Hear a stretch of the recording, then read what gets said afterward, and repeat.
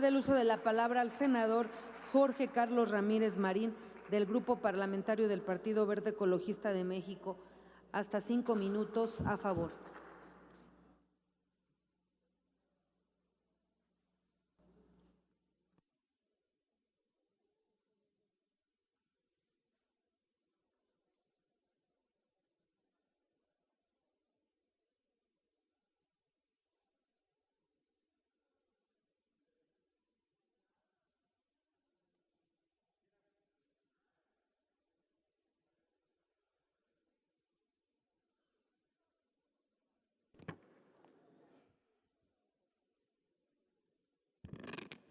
Con su permiso, honorable presidenta, legisladoras y legisladores, partamos de algo.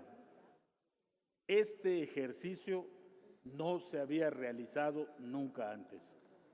Y yo recuerdo todavía el debate y algunas de las expresiones de ese debate, donde, por cierto, ratifico la convicción de mi voto, que no tiene nada que ver con partidos políticos ni tiene nada que ver con situaciones ajenas al tema específico de la seguridad. Recuerdo algunas expresiones. Hasta creen que los militares van a venir. ¡Qué ingenuidad!, respondía yo a una pregunta.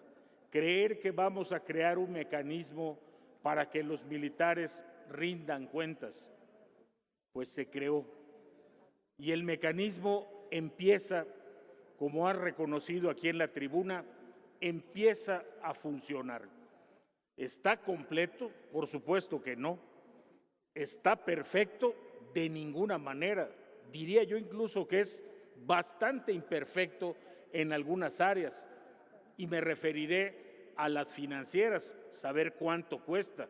Me referiré específicamente a las del pasado, donde aún hay una reticencia para centrar el informe exclusivamente en los hechos que abarcan el periodo al que se refiere, cuando claramente hay hechos que vienen arrastrándose desde periodos anteriores. Pero el ejercicio se realizó contra lo que pensábamos y arroja datos muy interesantes, como por ejemplo este, que reiteradamente hemos escuchado hoy en este debate. Es culpa de que no hay presupuesto. A mí me llama muchísimo la atención, por citar un caso específico, y voy a citar el negativo y el positivo del mismo partido, porque sostengo enfáticamente que la seguridad no tiene que ver con el color partidista que ondea en el Palacio de Gobierno.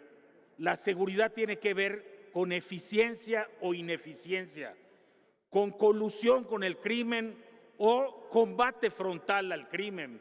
Eso es lo que cambia las estrategias de seguridad.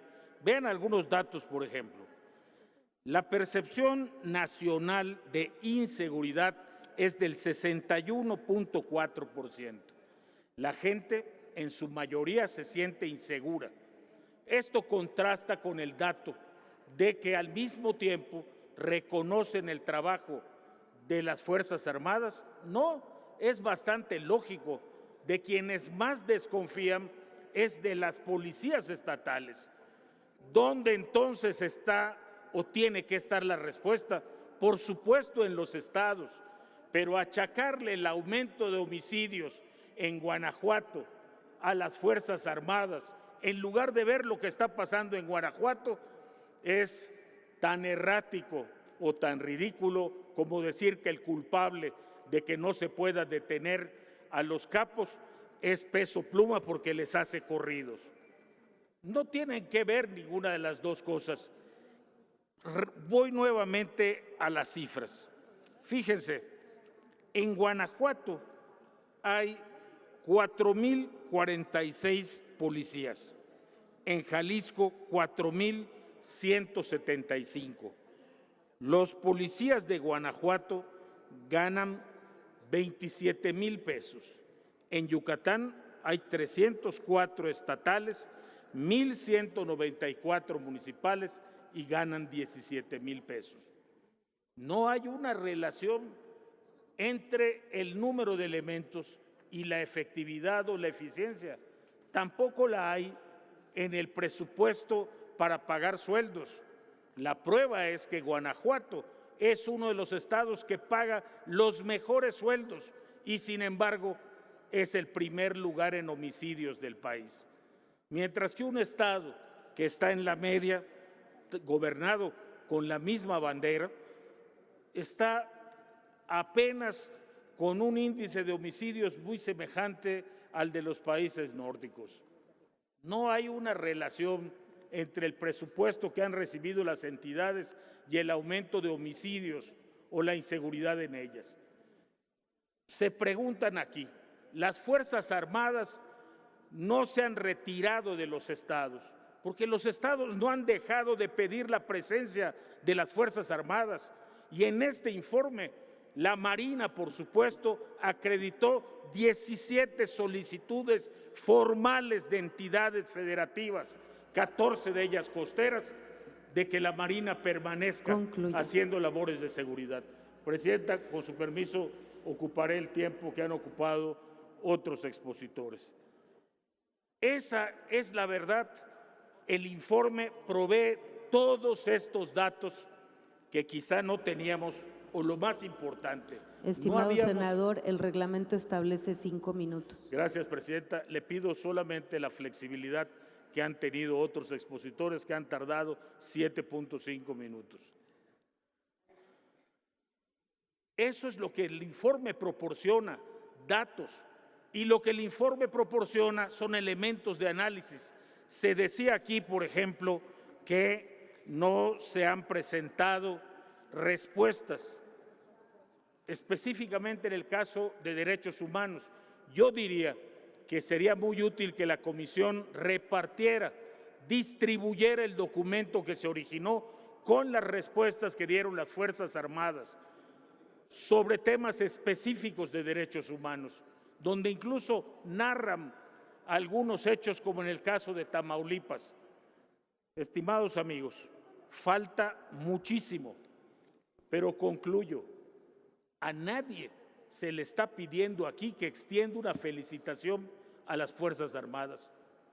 Nadie aquí está diciendo, por favor, aplaudan la Estrategia Nacional de Seguridad, pero negar algunas cosas sería necio. Fíjense, en 2011, los civiles muertos y heridos en enfrentamientos con el ejército eran 1,297.